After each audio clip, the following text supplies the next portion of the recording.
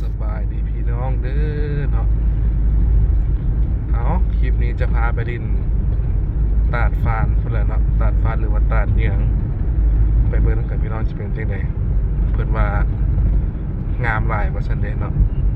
ไปเบิ่งคนขี่สลอกสลิงอยู่เพิ่นบ่ฮู้ว่ายามนี้คนสิหลายบ่ได้พี่น้องเด้อเนาะช่วงเดือน7นี่นะไปเบิ่งนํกันเนาะน้ำสิงามสิน้อยสิหลายจังไดไปเบิ่งอากาศดีนะพี่น้องช่วงนี้ฝนบ่ตกอีกละใช่ป่ะแหละมือหนึ่งอีกว่าตกบ่ตกเปลี่ยนไปเปลี่ยนมาเนี่ยสลับไปสลับมาอยู่เนี่ยแต่ยามออกเที่ยวตอนเช้านี่ถือว่าฝนบ่มีเนาะก็เลยโชคดีไปตอนนั้นกับพี่น้องเลยพอกันที่ตัดฟ้าเนาะทางไปปากซองนะพี่น้องหลัก8หลัก10ขึ้นไปทางหลัก18พุ่นน่ะเนาะบาเจียงเจริญสุขแล้วก็ไปสู่ตัดฟานนะพี่น้องเลยเนี่ยเขาจะไปตัดฟานเนาะอาจจะบ่ได้ไปปักซองเนาะเพราะมันก็เวลาบ่หลายเนาะไปน้อยหนึ่งมาทำซะไปติดตามนำกันพี่น้องจะเป็นจังไดเนาะเส้นทางโอเคเด้อเนาะสวยงามดีมาฮอดด่านเก็บเงินปักซองพี่น้องรถจากรถใหญ่รถบรรทุกเนาะรถบรรทุกมันจะได้ชั่งน้ำหนักก่อนเห็นบอลชั่งน้ำหนักเนาะรถบรรทุกแต่ว่ารถเงินเฮาธรรมดาเนาะมันเป็นช่องจราจรบ่แม่น ETC พี่น้องเนาะเก็บเงินอย่างเดียวอันนี้นะไปมากันปตท.ปากซองบ่แม่นหลัก18ซั่นน่ะเนาะปัจจุบันเราเป็นปตท.แห่งทำอิฐอยู่ปากซองนี่ก็ว่าได้นะพี่น้องตอนนี้แต่จึงแตกแขนงเป็นบอนอื่นนะเส้นทางนี่ปานรันเวย์พุ่นเลยเนาะคันทางซีนอตทูเซาเนี่ยโอ้สุดยอดเลยแหละเรานะอันนี้มันได้แต่บางบ่ฮอดเนาะนี่น้ำมันกระส่วนขึ้นนิดนึงน้ำมันแอนสร้างลงพี่น้องครับมาหอบนี่ก็ได้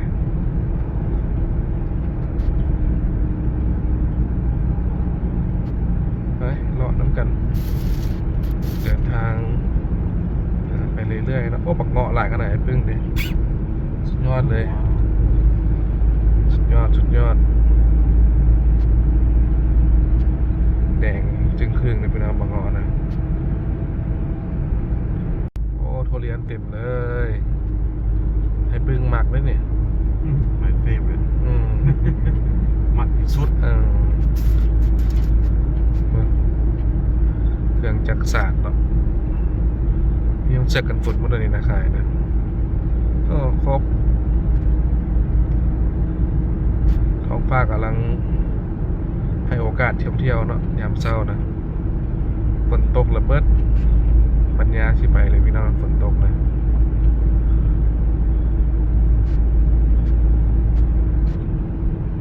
จะได้ยินเขาว่ามีนั่นเลยคมใบเนาะตำรวจจับคมใบคอยตูดไปพี่น้องนี่ก็เป็นโรงงานกาแฟดาวในตำนานเลยพี่น้องเลยเคยเข้าไปในตะกี้เนาะมาทัศนศึกษาอยู่เนี่ยโรงงานกาแฟดาวหลัก19บาทเฉียงเจริญสุขเนาะเพิ่นก็บ่ได้ไปตั้งอยู่เทิงบ่ได้อาจจะมันเย็นบ่ติดบ่เนาะเลยมาตั้งอยู่ที่โรงงานนะดาวคอฟฟี่แฟคทอรี่โอเคถ่ายให้เบิ่งเนาะตัวใดมันสำคัญตัวใดเป็นตะเบิ่งจุดไฮไลท์นะเนาะก็บ่ได้เบิ่งนำกันมีด่านเก็บเงินอยู่หลัก18บ่นะพี่น้องหลัก19นี่แหละตรงแยกบางเจียงเจริญสุขเนาะขึ้นมารถเก่งรถกระบะนี่เสีย 30,000 เด้อค่าขึ้นมานี่นะเส้นทางบริษัทดวงดีบ่เนาะเป็นคนสัมปทานบัวแปลงมาสนใจมันก็เป็นเก็บเงินก็ประมาณนั้นแหละเนาะฮู้ๆกันอยู่เนาะ เส้นทางแต่ละบอนเขตใต้นี่เรียกว่ามีด่านเก็บเงินหลายบอนนะพี่น้องกำลังไต่ระดับขึ้นเรื่อยๆเนาะไปตัวน้ำกันกำไส้เป็นทางเข้าตาดอีตู้เลยพี่น้องกำขวาเป็นทางเข้าตาดฟานอยู่ทางด้านหน้าเลยเนาะอันนี้บ้านอีตู้เลยพี่น้องเด้อตาดอีตู้บ่คำกับบ่เคยไปหรอกเนาะรู้สึกว่าบ่ปันใดมาทั้งเท่าเนาะสำหรับการเห็นรูปภาพนะเลยมาชิมาตาดฟานนี่บอลเป็นไฮไลท์ของเมืองปักซองเดี๋ยวหอทางเข้าแล้วพี่น้องเข้าไปเบิ่งทางด้านในแล้วกันเนาะเป็นจังได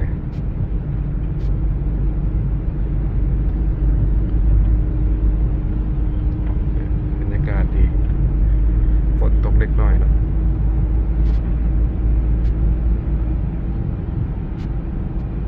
เอาเลยพี่น้องมาฮอดทางเข้าตาดฟานแล้วเนาะ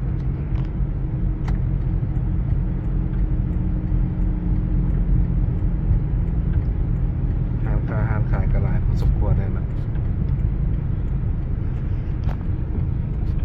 โอเคทางอย่างจบเจือ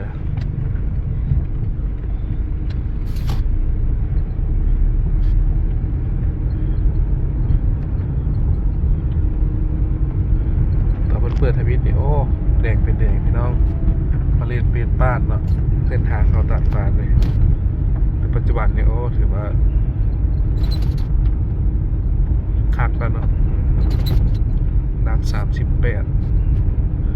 หอทางเวตัดฟาน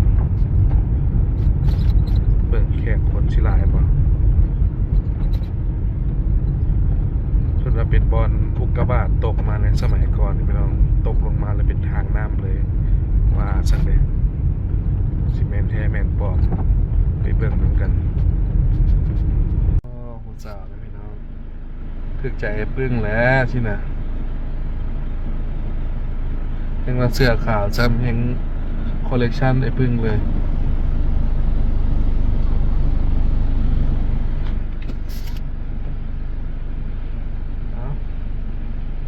เดี๋ยวเข้าไปนะพี่น้องนักท่องเที่ยวก็มาเรื่อยๆนะพี่น้องท่องเที่ยวเดี๋ยวเขามาเอาเศร้าเนี่ยก็เป็นชิละมาเศร้าหลายคนกับโบราณปันใดผู้ที่ไทยฮุบง่ายเนาะวิวงามคันชิว่าแหละ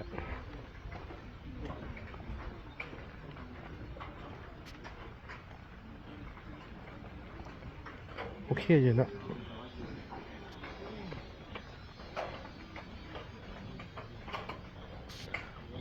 เข้าบ่ได้วะเอาไปบ่ได้วะThat might be that might be not so joking. Huh? They don't want to take it with them. Wait for me. Keep hold on. จะมากินข้าวจินคือว่าอยากกินแล้วสนอก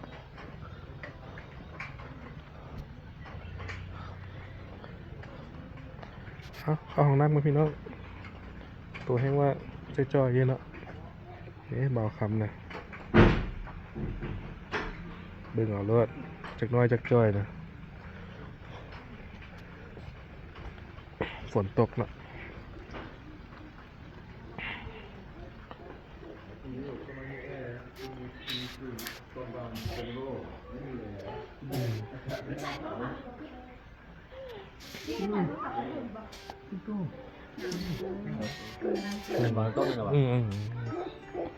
ถ่ายโทรศัพท์ถ่ายรูปเนาะ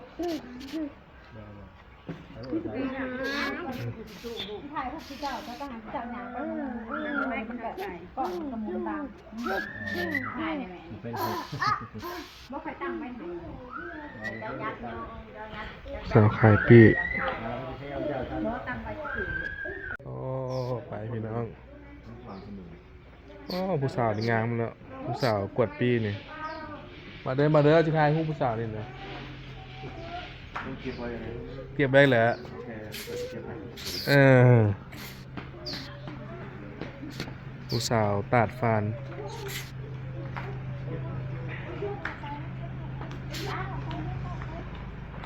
มาลงกัน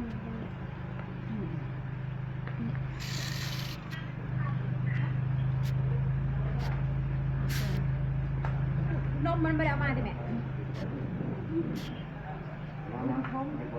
อืม อ๋อหิวนมเหรอมีคุณต้องกันนั่ง ชื่ออย่างนั้นผู้สาวนี่ สายลม คือสายลมใช้ลมฮ้อนใช้ลมเย็นใช้ลมเย็นเนาะ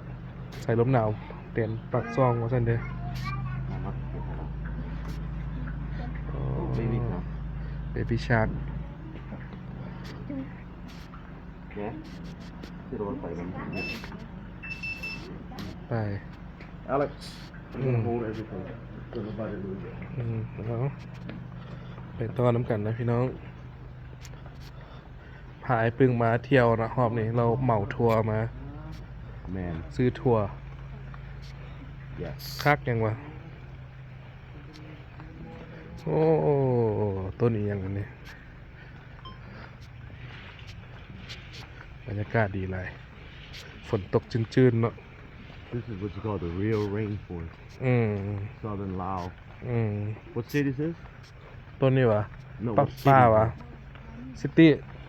ปักซอง Pak Song. อืม in the จำปาสัก province in the ปักซอง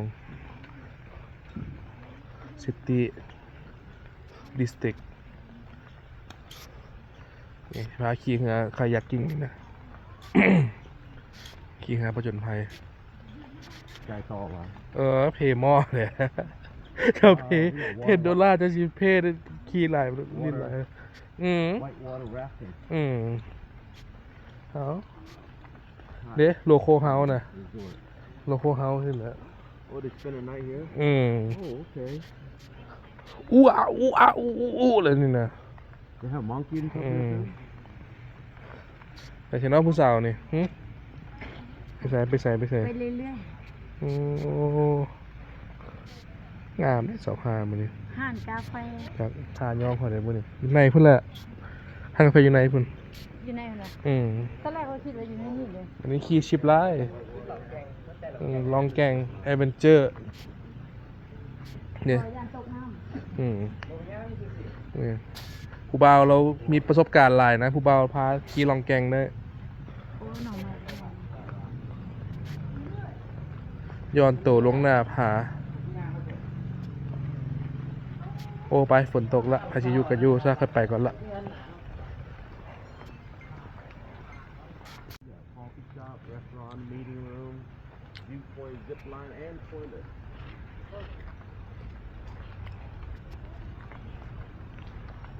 โอ้เสียงน้ำตกพี่น้องตวนตาดตึมๆอยู่เนาะเบิ่งดูเป็นจังใดจากบินโดรนอยู่เนาะยานโดรนบายๆก็เลยบ่จากบินเพราะฝนมันตกโดนบ่กันน้ำเนาะก็เลยบ่จากสิบินโอ้สุดยอดเลย น้ำตกหรือน้ำยังเนี่ย น้ำตกเลยอะ ตกผักตก อืม ดีอยู่ น้ำตกตาดสีจำพรบ่เห็นอย่างเลย นอกคืนมาแต่ โอ้เมฆได้นี่น่ะอยู่สวรรค์อยู่ได้นี่บ่เห็นอย่างเลย ฟอกกี้หลายนั่นนี่นะนี่บนนางลินนะพี่น้องเนาะข้างในบ่เห็นอย่างเลยคักนี่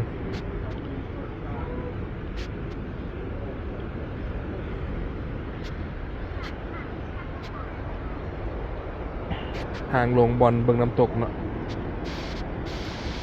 น้ำตกอยู่ข้างหน้าเลยพี่น้องนี่แต่เสียงหมอกหลายโพดเท้าท่าเบิ่งฟ้ามืดคงบ่ดดนะพี่น้องโอ้ทึมๆหลายอยู่อันนั้นบอลกีสลิงนะตาดฟานรีสอร์ทนะพี่น้องถางยางจาก10,000นั่นเนาะช่วงนี้มัน สุ่มนะพี่น้อง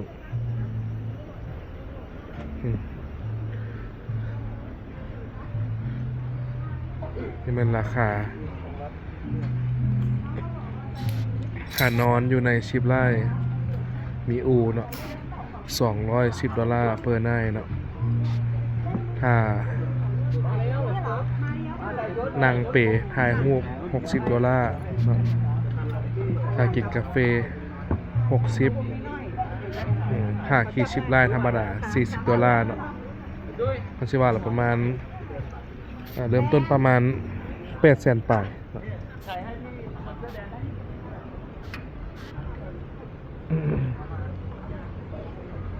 บ่เห็นอย่างเลยพี่น้องเลยโอ้พี่ลึกหลาย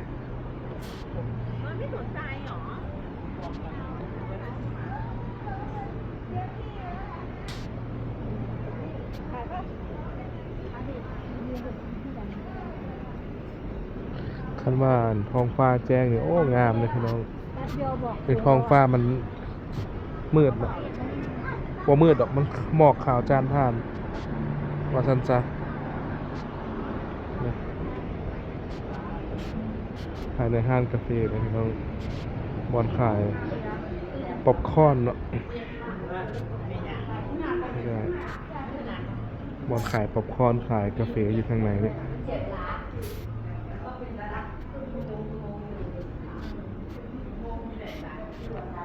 บอนนั่งกระหลายอยู่เนาะเป็นอุกกาบาตตกลงมาใส่หลุมตัวนี้กลายเป็นตาดฟ้านนะพี่น้องตามเพิ่นสันนิษฐานเด้น้ำบันยังก็มีเนาะจอกหนึ่ง66,000กาแฟบักพร้าวเมนูต่างๆ110 บาทเนาะ66,000เมนูแนะนำเนาะกามนี้ผลเรามีหมอกกามนั้นผลหมอกเต็มนี่แหละตัดฟ้าในปัจจุบันเดี๋ยวถ่าเบิ่งฟ้าสิเปิดบ่เนาะฟ้าเปิดก็สิได้เห็นนะพี่น้องฟ้าบ่เปิดก็บายบายสโยนาระ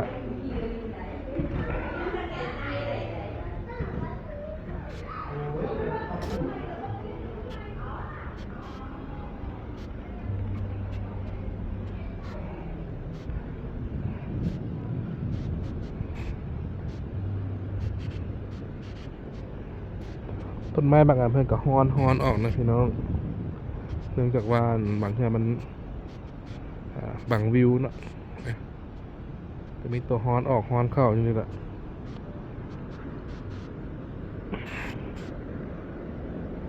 ยามมันก็จะยึดกันเลยพี่น้องอยู่นี่ก็ได้แล้วคนผู้จอยคนเนาะผู้พามาก็ได้นี่เป็นตาหน้าอย่างนี้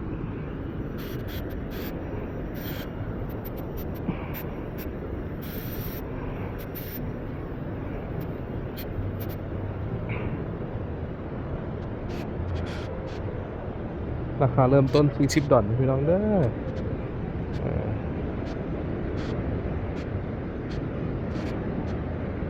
บ่เห็นห้าอย่างเลยเนาะเบาคำก็เลย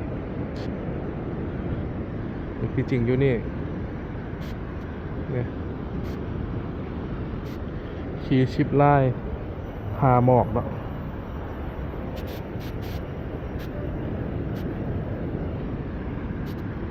เอาเป็นมาถ่ายเบิ่งขี่สลิงกันแล้วกันพี่น้องเลยได้ยินแต่เสียงเนาะหมอกเนี่ยจานผ่าน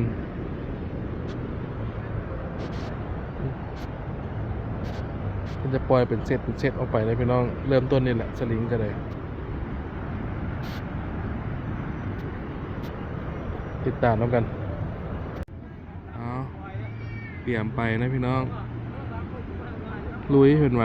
ผมว่าเขาจะกล้าขี่เลยนะ โอ้เขาขี่เท่านึงละ เจ้าคนไหน สบาย เขายังกล้าอยากแนมเลยเขาญาติ ให้พึ่งเราจะขี่นี่นะไปไหมคู่ที่เกตไหม ขี่รถลงจักรไว้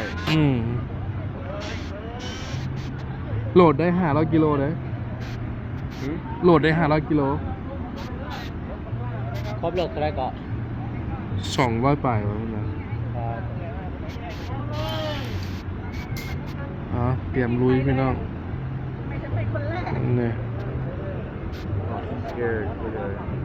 cold rail จริงเหรอ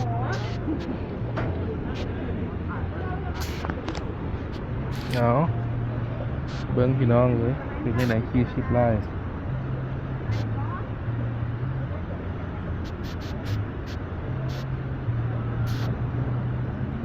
มันจะชอบอยู่ใช้บัตร 3-4-5 เส้นน่ะโค้งกลับมา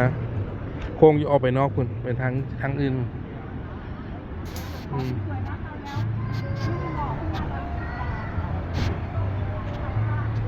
เอา2 เส้นนะพี่น้องกันวินเวียนเนาะล็อกเป็นรอบ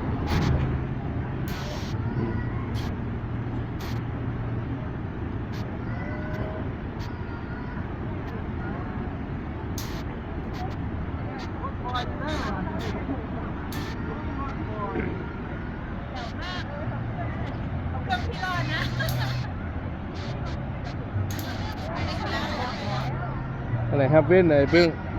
ขี่ไปแฮปเว่นนะน่ะไปหาจีซัดจีซัดอยู่พุ่น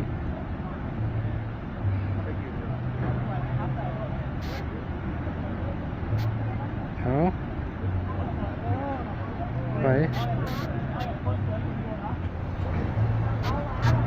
ไม่เรื่องบางเรื่องนี้แหละ นี่พี่น้องชิปลายนะน้ำตกตาดอยู่พุ่นแรงกับมาเขาบอกเปิดโหมดได้แอร์ใช่เนาะ จริงสิได้เห็นไว้ เขายังไม่ได้จ่ายผิด มือจ่ายบินเพื่อ โอเค here we go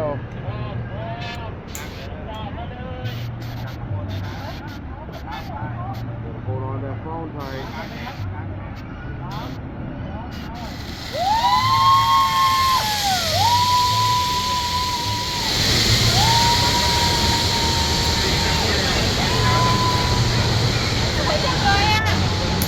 ฟ้าผู้ดีฟ้าเปิดว้าวไปเพิ่งเข้านาท่ายังซื้อปี้ หมายทิเก็ต ready to go here we go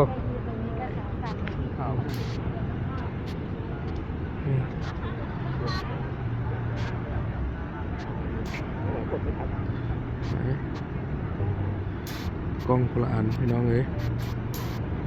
ลุยบัดนี้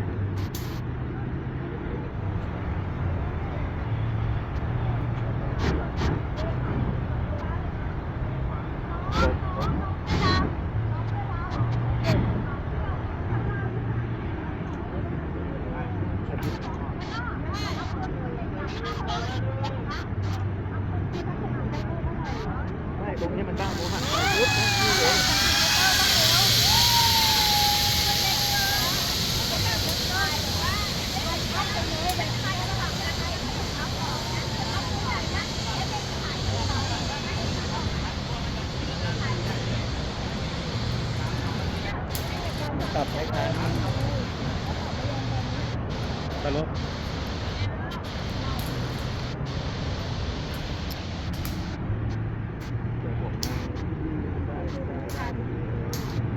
Oh ja.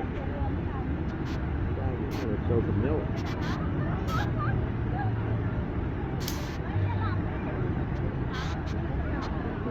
กลุ่มนี้คนสุดท้ายนะพี่น้องไปกลุ่มนี้ก็ได้พร้อมแล้วก็ไปเป็นวันละโมเมนต์ว่าแล้วก็ไปเลย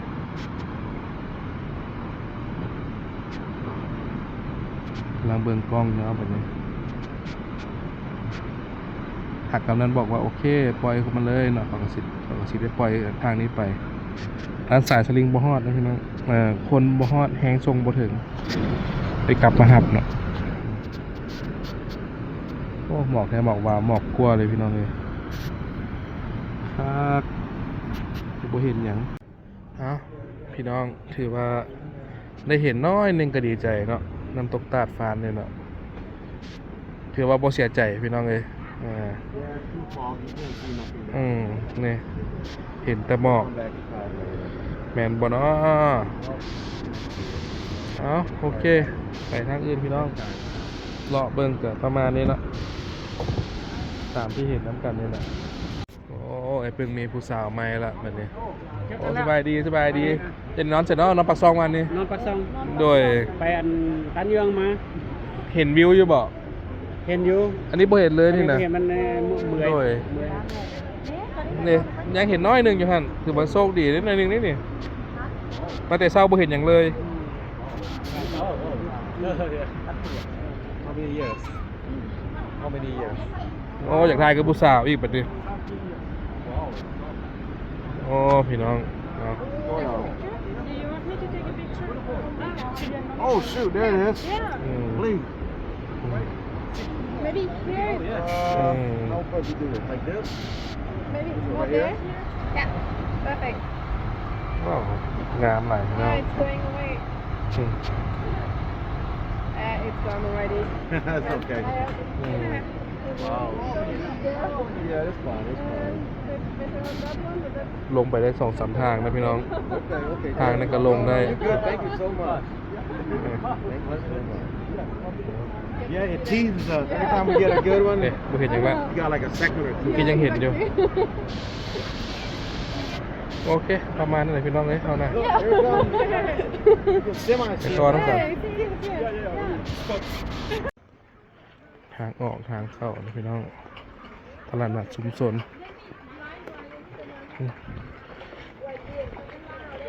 ขายบักกล้วย ขายวอลนัทที่บนเนี่ย Walnut พี่ No not walnut เจะห้องมากนี่อย่างพูดภาษาอังกฤษ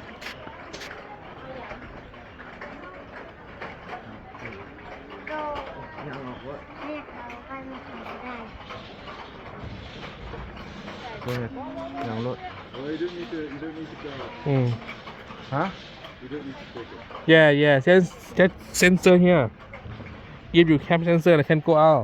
yes Yeah อืม Okay I'm going out ไปก่อน ได้มันเท้า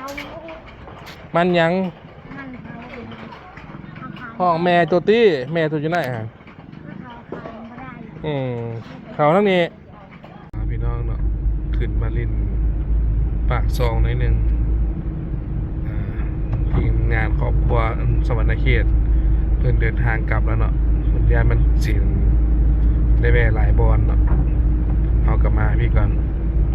เพราะว่าเขามีเวลาหลายเลยนะพี่น้อง3 ชีวิตมานี่ก็ได้พอเป็น4 แมนและ3 แมนมากันเนี่ยเอาเลาะน้ำกันพี่น้องไปเป็นสวนกาแฟป่าสองเนาะจัดไปฝนตกปล่อยๆสุดทางนี่ตัวมังปากซองนะพี่น้องห้องหมอกันเยอะเนี่ยนี่แหละปากซองเมืองหนาวเข้าข่าวสาวงามโมแมนแล้วนะพี่น้องเนาะมันเป็นหลักสาวเนาะรถล้างกับมีหลายอยู่นะอยู่นี่ก็ได้เนาะหลายเฮ็ดกาแฟปลูกนั้นปลูกนี่ไปเนาะเส้นทางปากซองนะพี่น้องมาสวนกาแฟไฮแลนด์เนี่ยโอ้ยสุดยอดเลยเนาะตะกี้แลนด์จวดเดี๋ยวนี้คือว่าโตนขุมกันตะพือแมนบ่เนาะ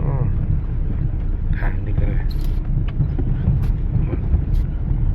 บอกว่า10 เมตรนะพี่น้องโหดให้ได้ทางเลยเอาทางยากพี่น้องไปแล้วเนาะมีทางที่ดีเลยว่าได้คุมน้อยเดียวได้คุมแท้คุมมาคงไปกินข้าวปักข้าวนี่ก่อนเนาะจึงว่ากันไฮแลนด์นะส่วนกาแฟที่พี่น้องประมาณนี้แหละเลยต้นกาแฟนะหมากยังเขียวๆอยู่เนาะสุกแล้วมันมากแดงพี่น้องถ่ายมาสู้เบิ่งเนาะบนไปไฮแลนด์ไฮเอร์เนาะมันทางโหดโพดจักชิลีจังไหนบนเนาะคุมแท้คุมว่าเอาเวลาไปกินข้าวดีก่อนถึงว่าเอาพี่น้องเนาะเดี๋ยวหาซื้อทุเรียนก่อนจักน้อยหนึ่งบ่ได้กินทุเรียนก็สิบ่คือเดี๋ยวมาปักซองเลยนะเบิ่งเนาะเงินละโลมีบ่เนาะยำกินน้ำทางนิดนึงเนาะให้ปึ้งเราอยากกินทุเรียนแห้งโอ้อะโวคาโดเนาะมักแตงครบอยู่เนี่ย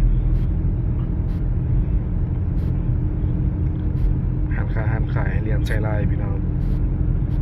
ลมแท้ลมมาป่าอยู่ทะเลพุ่นนะพึบพับอยู่นี่หลัก40 Coffee and Tea นะพี่น้องเอาไปเบิ่งเป็นจังไดยานแต่เมินนี่นะ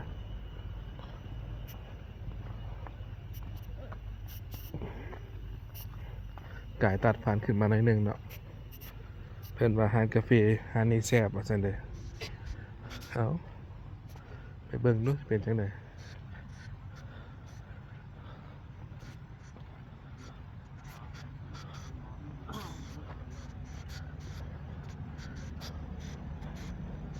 ขั่วสดๆว่าซั่นเด้นะพี่น้อง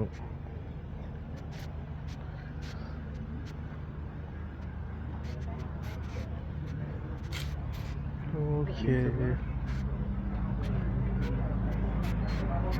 ลองชิมเบิ่งหอมแท้หอมมาทานคาเฟ่นะพี่น้องเนาะกาแฟหลัก40นะพี่น้องมีโฮงคั่วoxidation โอ้บรรยากาศดีเลยพี่น้องเนี่ยนี่มันล่ามด้วยบ่เนี่ยต้นมะเขือมักนาวเลมอนที่บ่เนี่ย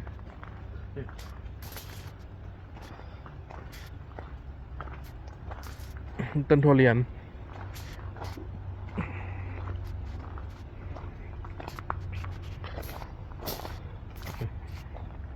ของนอกของน้ำนะพี่น้องรอต้นกาแฟเบิร์ดอยู่เขตนี่นะอันนี้ก็กาก้าวต้นนะ Oh wow. Big one ต้นหมักโกโก้เนาะกาก้าว Coco. นี่กาแฟยังเขียวๆอยู่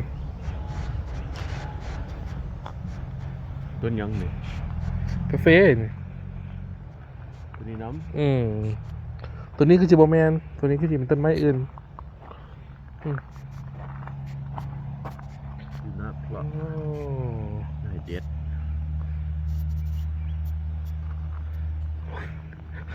กระเด็ดนี่ผู้ใดมากระเด็ดระเบิดได้ด้วยนี่ แมน ร้อนเบิดผู้ใดมาก็บ่ได้เบิ่งแล้วบัดนี้อันนี้บอนแซกาแฟนะบอนล่างบอนสีมันตัวนี้วิวนี่แล้วก็มาล่างแล้วไปตากแดดบ่มีแดดก็จะอบเอาทั้งต้นเนาะบอนล่างกาแฟ Coffee farm นี่พี่น้องต้นกาแฟนะโอ้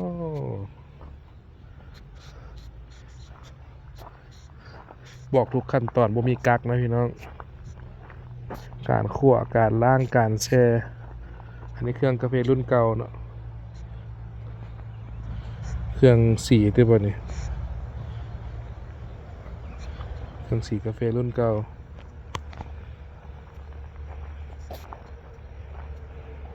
ดินงามพี่น้องเอ้ยเนาะคันปลูกแล้วกับบัวระบาดรักษาเนี่ยมันก็โอเคเลยกินได้ยาวๆเนาะกินได้ยาวๆเรื่อยๆนี่โฮมสเตย์นะ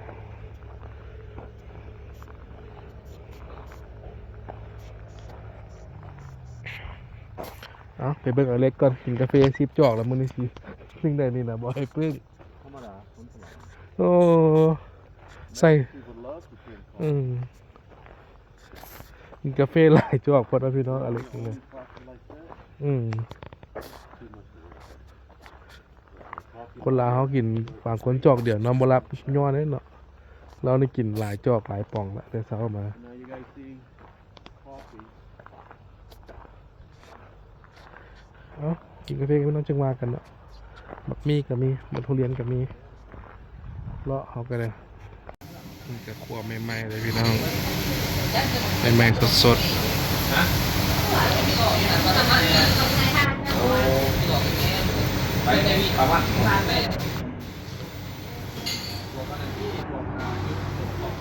ักไหลบรรยากาศดีคักมีจอกจบเจือเลยพี่น้อง38,000บ่เนาะลองชิมดูกาแฟบ้านเขาเป็นจังได๋กินแต่กาแฟบ้านเพิ่นเนาะ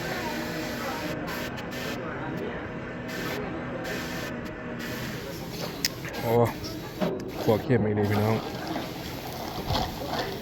ขัวเข้มผักเนาะในเรื่องเลย